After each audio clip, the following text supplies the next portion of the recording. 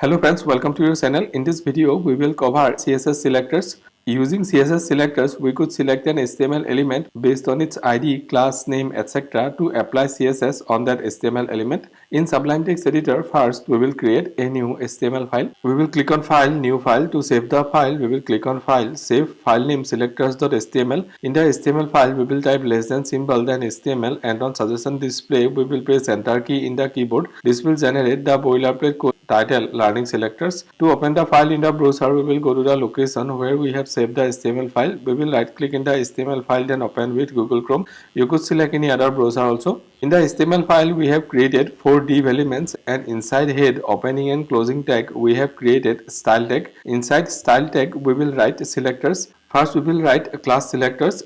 Class selector start with dot, then selector name, opening and closing curly brackets, and inside it CSS properties and their corresponding values. We could apply this class selector on the div elements class attribute. On refreshing the page, we could see the style applying to the div elements.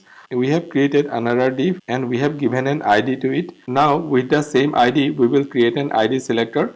ID selector start with hash symbol, then selector name, opening and closing curly brackets, and inside it CSS properties and their corresponding values. On refreshing the page, we could see the style applying to the div element. We have created another ID selector and we will apply the ID selector on the page element. On refreshing the page, we could see the style applying to the page element. When we create selectors with an HTML element name, then it is called element based selector. Here we have created two element based selectors, div and page.